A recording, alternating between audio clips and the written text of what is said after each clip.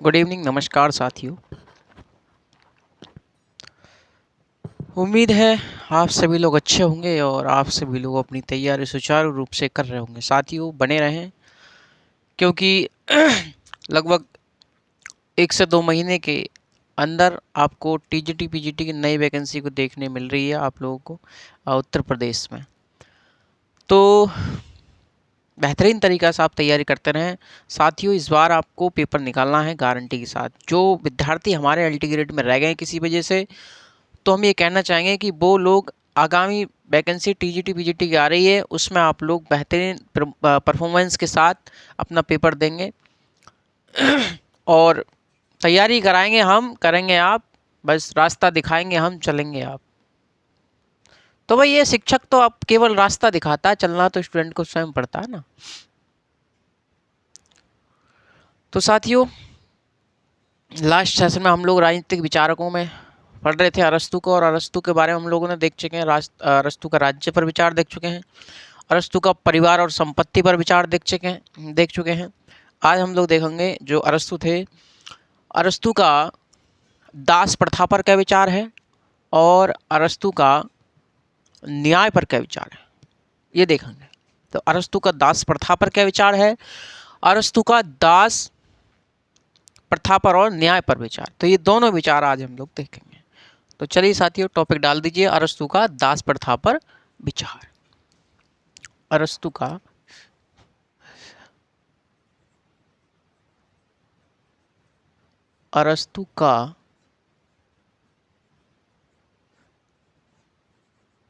दास प्रथा पर विचार।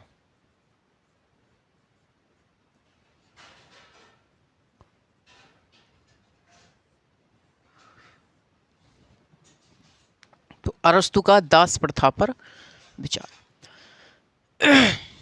साथियों अरस्तु ने 2 प्रकार की संपत्ति बताई है। अरस्तु ने 2 प्रकार की संपत्ति बताई, एक निर्जीव संपत्ति और एक सजीव संपत्ति।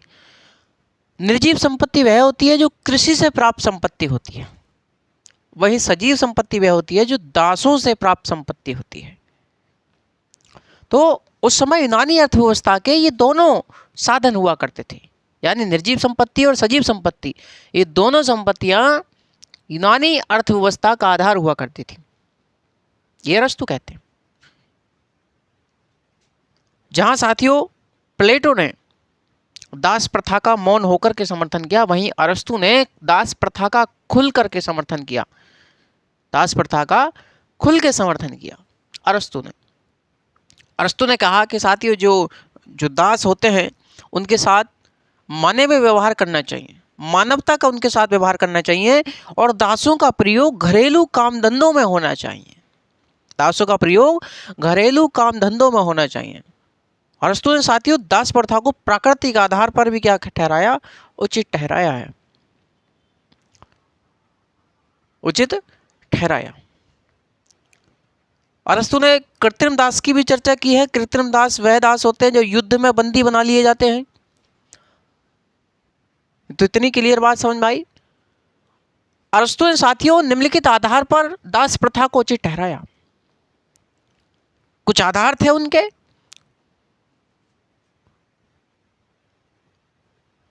तो कौन कौन से आधार थे जिन पर उन्होंने दास प्रथा को उचित ठहराया। जैसे उन्होंने कहा कि दास प्रथा प्राकृतिक है। दास प्रथा क्या है, दासता जो है प्राकृतिक है। अरस्तु कहते हैं कि कुछ लोग जन्म से ही विद्वान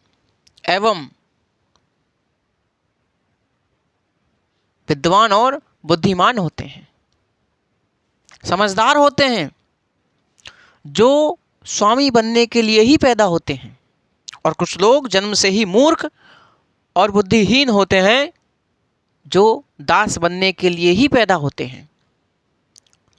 तो अरस्तु ने दासता को प्राकृतिक भी बताया कि भैया कुछ लोग ऐसे होते हैं जो जन्म से ही समझदार, बुद्धिमान, है ना, चतुर होते हैं, जो स्वामी बनने के लिए ही पैदा होते हैं, जो राजा बनने के लिए ही पैदा होते हैं। वहीं कुछ लोग बुद्धिहीन और मूर्ख होते हैं, जो दास बनने के लिए ही पैदा होते हैं। ये कौन कहते हैं? ये अरस्तु कहते हैं। अरस्तु ने दासता को साथियों स्वामी और दास दोनों के लिए आवश्यक बताया है। अरस्तु ने दास प्रथा को स्वामी और दास दोनों के लिए आवश्यक बताया। उन्होंने स्वामी के लिए इसलिए आवश्यक बताया कि स्वामी के पास जो अवकाश का समय होता है, अवकाश के समय वह अपने कार्य को उत्कृष्ट करने में लगाएगा, अपने कार्य को उत्कृष्ट करने में लगाएगा जो उसका अवकाश का समय है, और नई नई तकनीक, नए नए इनोवेशन, नए आविष्कार, नई खोज करेगा। वही दास के हित में इसलिए बताया, दास के हित में इसलिए सही उचित बताया कि जो दास है वो स्वामी के साथ रहते रहते उसके व्यक्तित्व में भी सुधार आ सकेगा, उसके अंदर भी बुद्धि का विकास हो सकेगा। तो स्वामी और दास दोनों के लिए आवश्यक बताया, दोनों के लिए उचित ठहराया अरस्तु ने दास प्रथा को। समझ रहे हैं आप मेरी बात?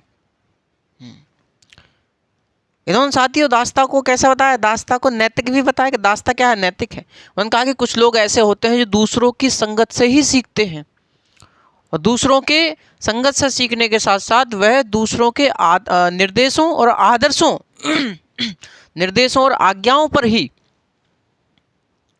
कार्य करते हैं, निर्देशों और आज्ञाओं पर ही कार्य करते हैं। इस प्रकार जो दास प्रथा है वह दास के लिए नैतिक विकास के लिए भी आवश्यक होती है।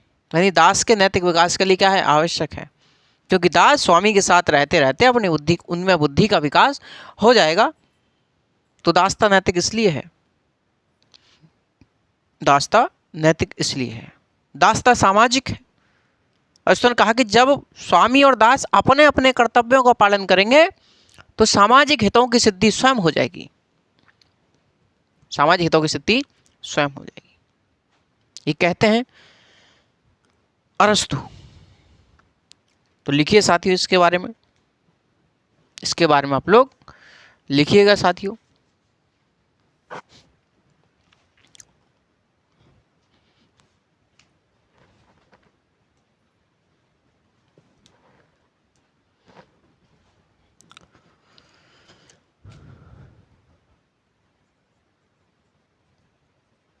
अरस्तु के अनुसार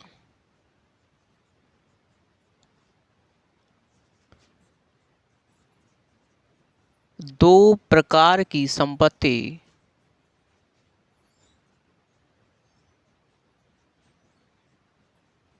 होती है।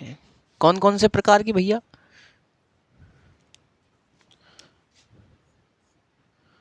एक होती है निर्जीव संपत्ति,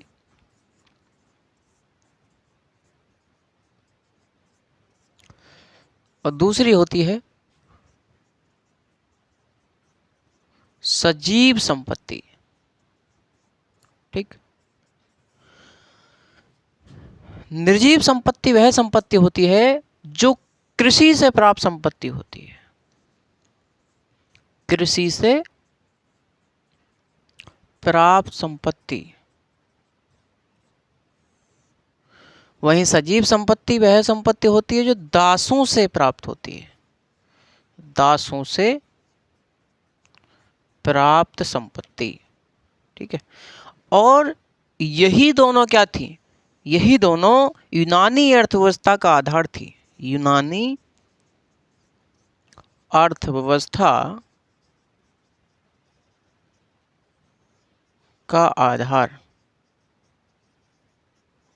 यूनानी अर्थव्यवस्था का आधार हुआ करती थी।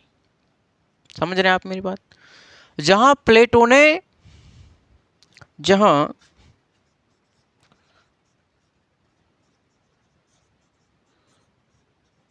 ने दासता का मौन होकर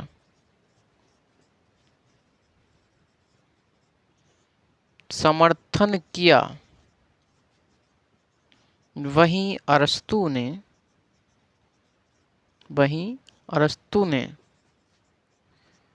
दास्ता का खुलकर समर्थन किया, खुलकर समर्थन किया। अरस्तु ने दासों का प्रयोग, अरस्तु ने दासों का प्रयोग घरेलू काम धंधों में बताया, घरेलू काम धंधों में बताया। अरस्तु के अनुसार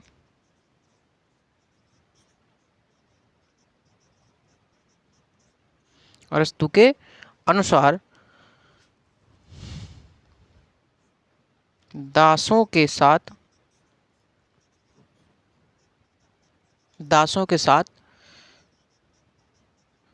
मानवता का व्यवहार करना चाहिए, करना चाहिए। अरस्तु ने दास प्रथा को निम्नलिखित आधार पर उचित ठहराया। अरस्तु ने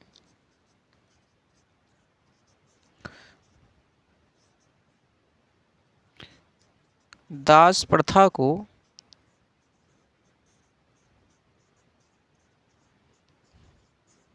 निम्नलिखित आधार पर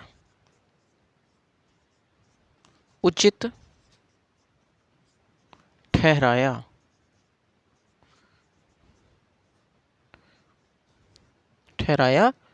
है। कौन कौन से आधार हैं भैया? पहला, दास्ता प्राकृतिक है, दास्ता प्राकृतिक है। दूसरा, दास्ता स्वामी और दास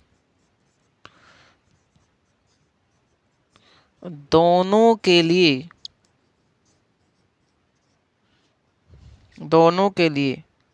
दास्ता स्वामी और दास दोनों के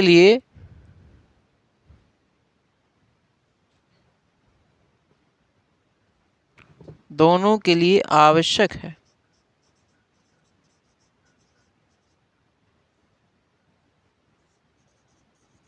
दास्ता स्वामी और दास दोनों के लिए क्या है? आवश्यक है। ठीक है। अगला, दास्ता नैतिक है। ठीक। नंबर 4, दास्ता सामाजिक है।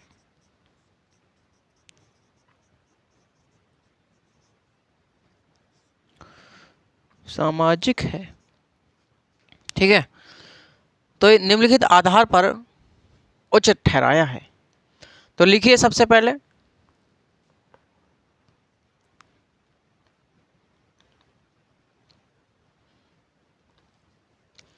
दास्ता प्राकृतिक है। ये इतना लिखने के बाद आगे लिखें दास्ता प्राकृतिक है। इतना लिखने के बाद लिखें दास्ता प्राकृतिक है।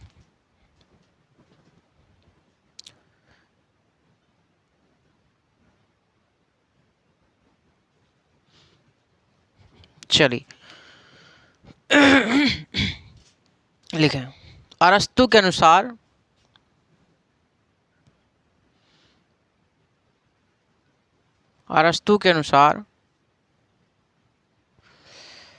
कुछ लोग जन्म से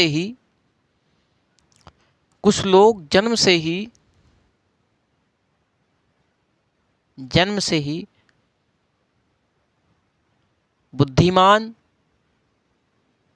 बुद्धिमान और समझदार होते हैं, समझदार होते हैं, जो जो स्वामी या राजा, स्वामी या राजा बनने के लिए ही पैदा होते हैं, बनने के लिए ही पैदा होते हैं। लेकिन लेकिन कुछ लोग जन्म से ही मूर्ख और बुद्धिहीन होते हैं,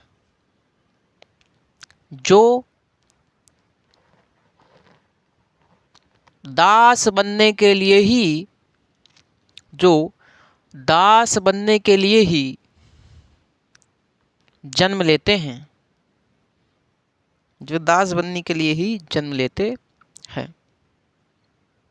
क्लियर है? अरे हाँ या ना? दूसरा पॉइंट लिखें, दासता प्राकृतिक है, हो गया अपना। अगला है, दासता स्वामी और दास दोनों के लिए आवश्यक है। इसे लिखें टॉपिक डाल के, दासता स्वामी और दास दोनों के लिए आवश्यक है। दासता स्वामी और दास दोनों के लिए आवश्यक है।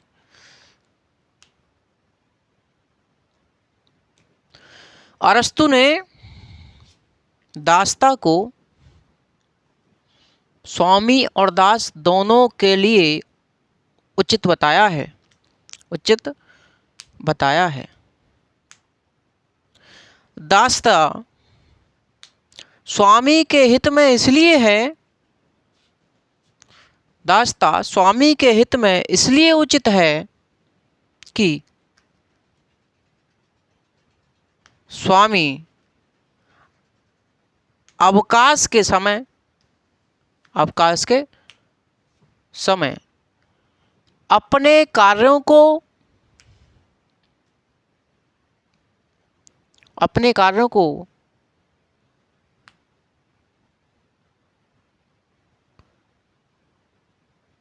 अपने कार्यों को उत्कृष्ट करने में,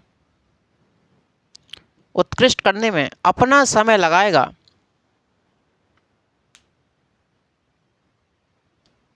अपना समय लगाएगा। वहीं वहीं दासों के लिए इसलिए उपयोगी है, वहीं दासों के लिए इसलिए उपयोगी है कि दास स्वामी के साथ रहते रहते, स्वामी के साथ रहते रहते उसमें भी बुद्धि का विकास हो जाएगा, उसमें भी बुद्धि का विकास हो जाएगा।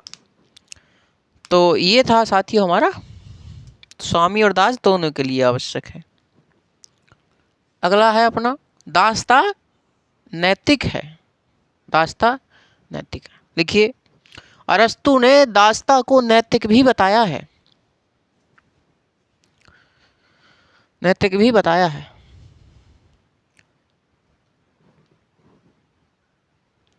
क्योंकि कुछ लोग दूसरों की संगत से ही, क्योंकि कुछ लोग दूसरों की संगत से ही सीखते हैं, क्योंकि कुछ लोग दूसरों की संगत से ही सीखते हैं, सीखते हैं। वे दूसरों के निर्देशों एवं आज्ञाओं पर ही कार्य करते हैं, कार्य करते हैं।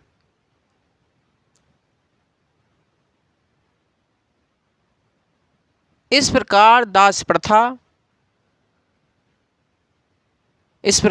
प्रथा स्वयं दास के नैतिक विकास के लिए आवश्यक है। इस प्रकार दासता या दास प्रथा स्वयं दास के नैतिक विकास के लिए आवश्यक है। अगला लिखें, दासता सामाजिक है, सामाजिक है।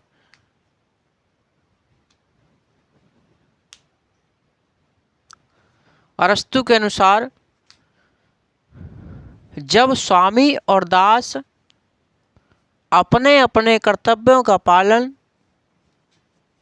करेंगे, जब स्वामी और दास अपने अपने कर्तव्यों का पालन करेंगे तो सामाजिक हितों की सिद्धि, सामाजिक हितों की सिद्धि हो जाएगी, सामाजिक हितों की सिद्धि हो जाएगी। तो ये था साथियों हमारा दास प्रथा पर विचार। दास प्रथा पर विचार है अरस्तु का। ठीक है भाई। अगला हम लोग देखें अरस्तु का न्याय पर विचार क्या था। अरस्तु का न्याय पर क्या विचार है भाई। चलिए, लिख लिया होगा आप सभी लोगों ने इतना।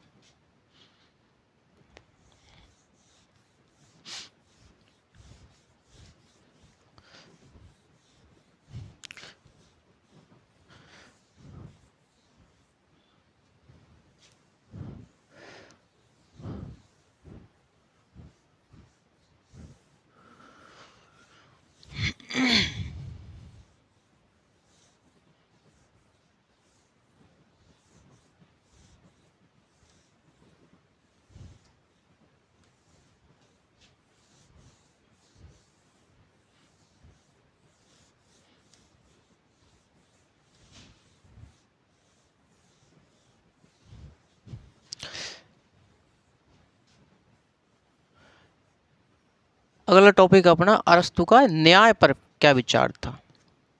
न्याय पर विचार, अरस्तु का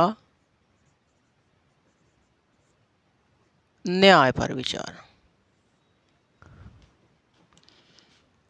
न्याय पर विचार।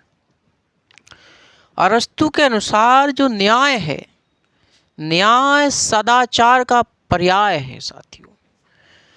अरस्तु के अनुसार न्याय क्या है, न्याय सदाचार का पर्याय है। लेकिन पूर्ण न्यायी और सदाचारी व्यक्ति मिलना, पूर्ण न्यायी और सदाचारी मिलना संभव नहीं है। यानी मैंने आपको बताया कि अरस्तु के अनुसार न्याय क्या है, न्याय सदाचार का पर्याय है, लेकिन पूर्ण न्यायी एवं सदाचारी व्यक्ति मिलना संभव नहीं है। इसलिए अरस्तु विशेष न्याय की बात करता है साथियों, इसलिए अरस्तु विशेष न्याय की बात करता है।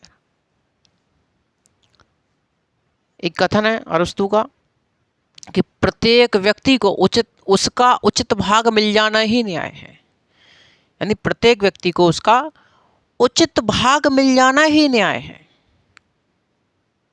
वहीं प्लेटो का क्या था, प्लेटो कहते थे कि जब प्रत्येक व्यक्ति अपने अपने निर्धारित कार्यों को करेगा तो न्याय की उत्पत्ति होगी। जब प्रत्येक व्यक्ति अपने अपने निर्धारित कार्यों को करेगा तो क्या होगी, न्याय की सिद्धि होगी और आपस में सामंजस्य की स्थिति बनाए रखेगा। वहीं अरस्तु कहते हैं कि प्रत्येक व्यक्ति को उसका उचित भाग मिल जाना ही न्याय है, उसका उचित भाग मिल जाना ही न्याय है प्रत्येक व्यक्ति को। यह अरस्तु के अनुसार न्याय। तो अरस्तु विशेष न्याय की बात करता है। विशेष न्याय का दो प्रकार बताए, विशेष न्याय का दो भागों में बांटा, एक बताए वितरणात्मक न्याय, एक बताए सुधारात्मक न्याय। वितरणात्मक न्याय क्या है, वितरणात्मक न्याय को हम लोग आनुपातिक न्याय भी कहते हैं। जो वितरणात्मक न्याय है, वितरणात्मक न्याय को आनुपातिक न्याय भी कहते हैं। आनुपातिक न्याय का संबंध जो है साथियों, या फिर वितरणात्मक न्याय का संबंध है, वह व्यक्ति और राज्य के आपसी संबंधों से है, व्यक्ति और राज्य के आपसी संबंध से बताया है। अरस्तु कहता है कि प्रत्येक व्यक्ति अपनी क्षमता और योग्यता के अनुसार राज्य के लिए कर देता है और उसके लिए कार्य करता है। तो प्रत्येक व्यक्ति अपनी क्षमता और योग्यता के अनुसार राज्य के लिए कार्य करता है, उसके लिए कर देता है, टैक्स देता है, और उसी अनुपात में राज्य व्यक्ति को पद सोपान और पुरस्कार देता है, पद सोपान और पुरस्कार देता है। अतः इस बात से स्पष्ट है कि अरस्तु ने साथियों न्याय का जो आधार बताया है वो योग्यता बताया, योग्यता बताया है कि जिस प्रकार इनके अपनी योग्यता और क्षमता के अनुसार राज्य को जिस प्रकार से व्यक्ति अपने उसे कर देगा, उसके लिए कार्य करेगा, उसी अनुपात में जो राज्य है व्यक्ति को पद सोपान और पुरस्कार देगा। इसे हम लोग वितरणात्मक न्याय या फिर आनुपातिक न्याय भी कहते हैं। तो अरस्तु ने न्याय का आधार क्या बताया? योग्यता बताया। बल्कि वर्तमान में लोक कल्याणकारी राज्य में न्याय का आधार क्या है? वो आवश्यकता है। क्या है भैया? आवश्यकता है। वहीं दूसरा बताया इन्होंने, क्या बताया दूसरा? सुधारात्मक न्याय। सुधारात्मक न्याय का जो संबंध है वो व्यक्तियों के आपसी पारस्परिक संबंध से है। दो व्यक्तियों के आपसी पारस्परिक संबंध से सुधारात्मक न्याय का संबंध इन्होंने बताया। अरस्तु का कथन है, अरस्तु कहते हैं कि जब एक व्यक्ति दूसरे व्यक्ति की संपत्ति या संपदा को क्षति पहुंचाता है, जब एक व्यक्ति दूसरे व्यक्ति के द्वारा किए गए संपदा को तोड़ता है या फिर उसके लिए उसकी संपत्ति को क्षति पहुंचाता है, तो राज्य ऐसे व्यक्ति को दंड देता है और समाज में सुधार लाने का प्रयास करता है। तो दो व्यक्तियों के आपसी संबंध से, पारस्परिक संबंध से इसका अर्थ इन्होंने बताया अरस्तु ने, कि जब एक व्यक्ति दूसरे व्यक्ति के द्वारा किए गए संपदा या फिर उसके संपत्ति को क्षति पहुंचाता है, तो ऐसे व्यक्ति को राज्य दंड देता है और समाज में सुधार लाने का प्रयास करता है। सुधारात्मक न्याय का जो उद्देश्य है वो है व्यक्तियों के चरित्र में सुधार लाना, व्यक्तियों के चरित्र में सुधार लाना। प्लेटो और अरस्तु के न्याय के सिद्धांत में दो अंतर देखने को मिलते हैं साथियों। वहीं जो हम जानते हैं कि जहां प्लेटो का जो सिद्धांत न्याय सिद्धांत है, प्लेटो का न्याय सिद्धांत जो है वो स्वकर्तव्य मूलक सिद्धांत पर आधारित है। स्वकर्तव्य मूलक, व्यक्ति अपने अपने निर्धारित कार्यों को कर रहे हैं, तो स्वकर्तव्य मूलक सिद्धांत पर आधारित है। वहीं अरस्तु का न्याय सिद्धांत अधिकार मूलक सिद्धांत पर आधारित है। अधिकार मूलक सिद्धांत पर आधारित है कि प्रत्येक व्यक्ति को उसका उचित भाग मिल जाना ही न्याय है, कि उसका अधिकार है प्रत्येक व्यक्ति को उसका उचित भाग मिलना। तो अरस्तु का न्याय सिद्धांत अधिकार मूलक सिद्धांत पर आधारित है, वहीं प्लेटो का न्याय सिद्धांत स्वकर्तव्य मूलक सिद्धांत पर आधारित है। एक अंतर और है, जहां प्लेटो का न्याय जो है वो विशुद्ध न्याय सिद्धांत है, जबकि अरस्तु का न्याय सिद्धांत कानूनी होते हुए भी नैतिक है। कानूनी होते हुए भी नैतिक है। समझ रहे हैं आप मेरी बात? तो ये दो अंतर हैं प्लेटो और अरस्तु के न्याय सिद्धांत में। ठीक है भाई। देखिए अरस्तु के अनुसार न्याय क्या है? न्याय सदाचार का पर्याय है।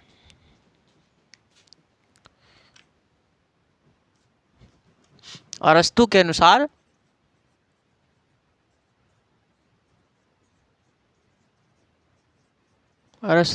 अनुसार जो न्याय है,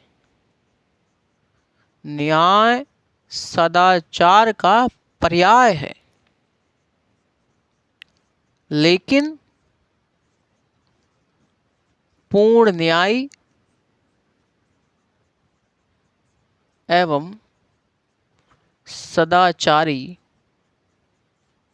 व्यक्ति मिलना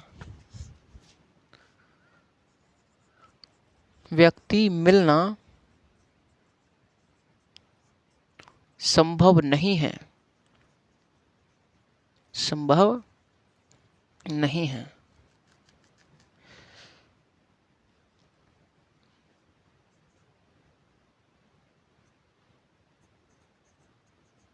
अरस्तु के अनुसार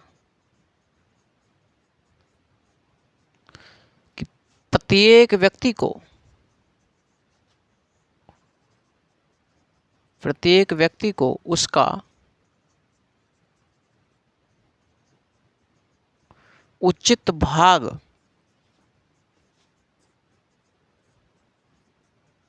मिल जाना ही न्याय है। प्रत्येक व्यक्ति को उसका उचित भाग मिल जाना ही न्याय है। अरस्तु ने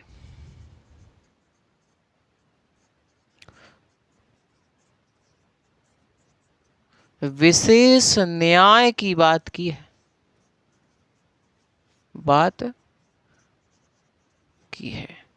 और ये जो विशेष न्याय है, विशेष न्याय को दो भागों में बांटा,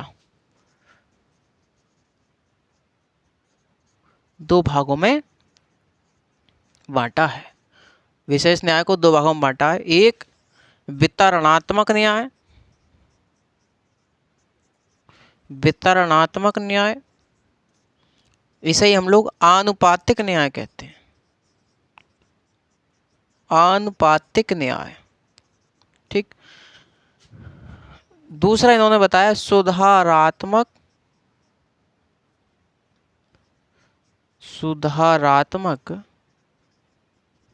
न्याय। ठीक है भैया, तो दो भागों में इन्होंने बांटा है, ये याद रखेंगे। लिखें सबसे नंबर 1 वितरणात्मक न्याय लिखें। वितरणात्मक न्याय, इसी को हम लोग क्या कहते हैं? आनुपातिक न्याय कहा जाता है। लिखिए, अरस्तु ने वितरणात्मक न्याय का संबंध अरस्तु ने वितरणात्मक न्याय का संबंध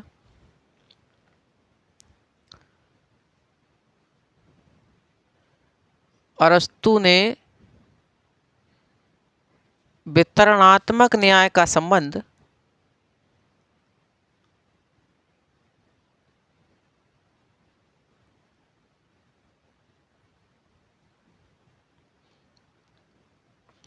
अरस्तु ने वितरणात्मक न्याय का संबंध व्यक्ति एवं राज्य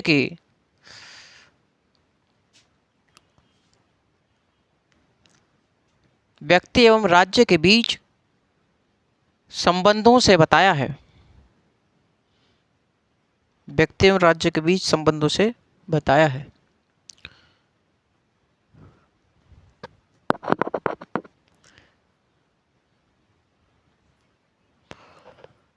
व्यक्ति अपनी क्षमता एवं योग्यता के अनुसार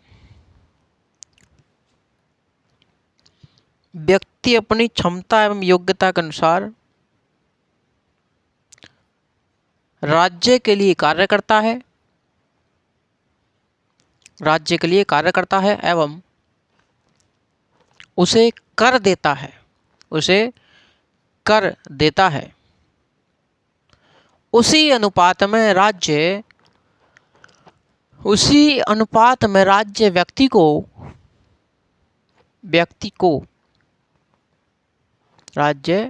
व्यक्ति को पद सोपान एवं पुरस्कार देता है।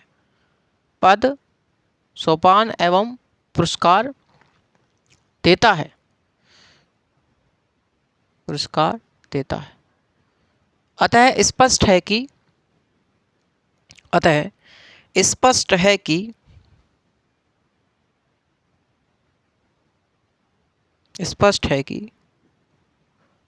अरस्तु ने यहाँ न्याय का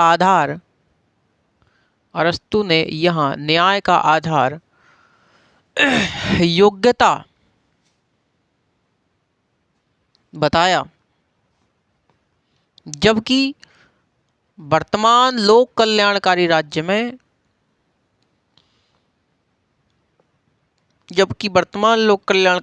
में न्याय का आधार आवश्यकता है। तो ये था वितरणात्मक न्याय। अगला देखें सुधारात्मक न्याय। तो सुधारात्मक न्याय में लिखें, अरस्तु ने इसका संबंध व्यक्तियों के आपसी पारस्परिक संबंध से बताया। अरस्तु ने इसका संबंध राज्य में रहने वाले व्यक्तियों के पारस्परिक संबंध से बताया। राज्य में रहने वाले व्यक्तियों के पारस्परिक संबंध से बताया है। आगे लिखें, अरस्तु के अनुसार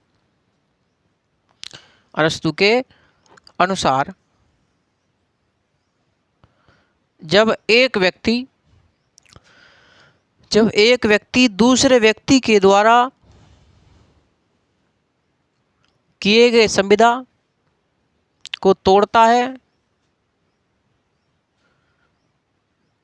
है या दूसरे व्यक्ति के मान सम्मान और संपत्ति को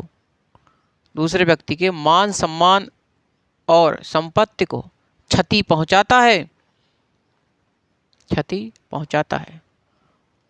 तो ऐसे व्यक्ति को राज्य दंडित करता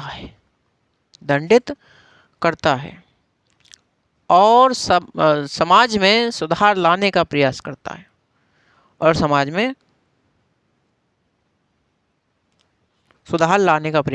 है इन्वर्टेड कॉमा में बंद। सुधारात्मक न्याय का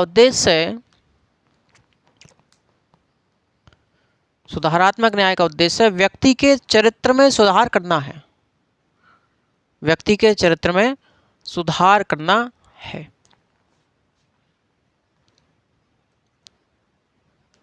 ठीक है भाई, आगे लिखें, प्लेटो एवं अरस्तु के न्याय सिद्धांत में दो अंतर, यानी कि जो प्लेटो एवं अरस्तु के न्याय सिद्धांत में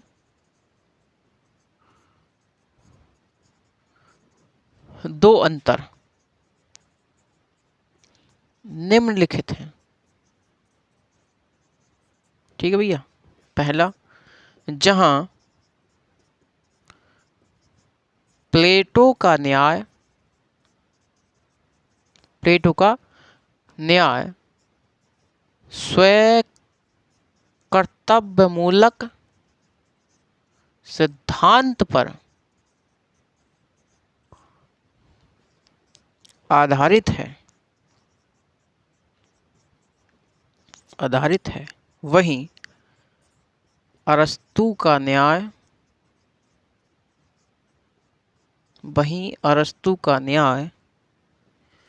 अधिकार मूलक सिद्धांत पर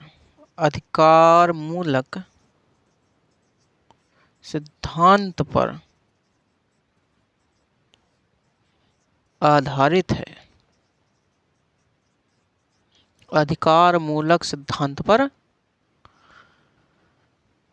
है। ठीक है भैया, अधिकार मूलक सिद्धांत पर आधारित है। दूसरा अंतर क्या है? प्लेटो का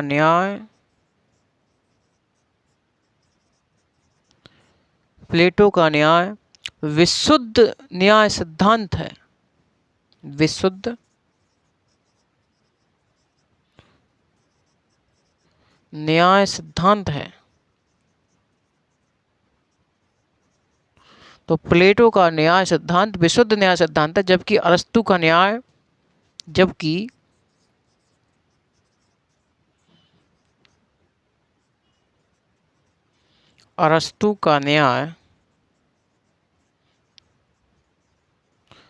कानूनी होते हुए भी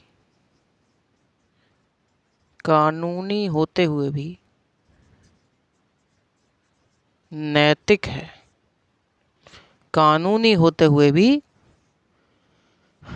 है। तो ये दोनों के न्याय सिद्धांत में अंतर माना जाता है।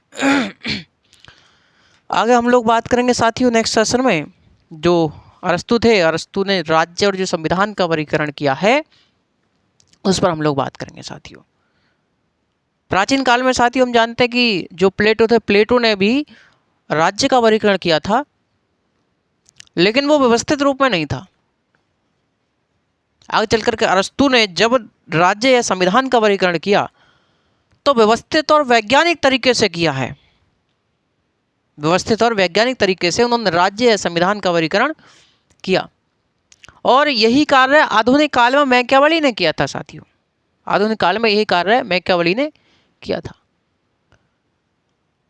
जो साथियों अपने अरस्तु थे, हम जानते हैं कि अरस्तु ने साथियों राज्य और संविधान में कोई अंतर नहीं माना। उन्होंने कहा कि राज्य, जो संविधान और राज्य में कोई अंतर नहीं मानते हुए वो कहते हैं कि संविधान में ही राज्य के पदों के बारे में बताया गया होता है। राज्य जो विधायिका, कार्यपालिका, न्यायपालिका किस प्रकार से कार्य करेगी, तो उनके कर्तव्यों के बारे में बताया गया होता है। उन्होंने बताया कि राज्य का वर्गीकरण ही संविधान का वर्गीकरण है, संविधान का वर्गीकरण ही राज्य का वर्गीकरण है, और राज्य और संविधान में इन्होंने कोई अंतर नहीं माना। समझे? हम जानते हैं साथियों कि अरस्तु के समय में एथेंस में प्रत्यक्ष लोकतंत्र की सरकार थी, और वो प्रत्यक्ष लोकतंत्र की सरकार समय समय पर बदल जाया करती थी। समय समय पर बदल जाया करती थी। वो भ्रष्टाचारी और कैसी थी? भ्रष्टाचारी और अत्याचारी थी। तो समय समय बदल जाया करती थी। उनके दिमाग में खटक रहा था कि किस प्रकार से एथेंस में एक स्थायी सरकार की स्थापना की जाए साथियों। इसी को लेकर वो विभिन्न राष्ट्रों की, विभिन्न देशों की शासन प्रणालियों का अध्ययन करने के लिए चले गए, और उन्होंने 158 देशों की शासन प्रणालियों को जाना था।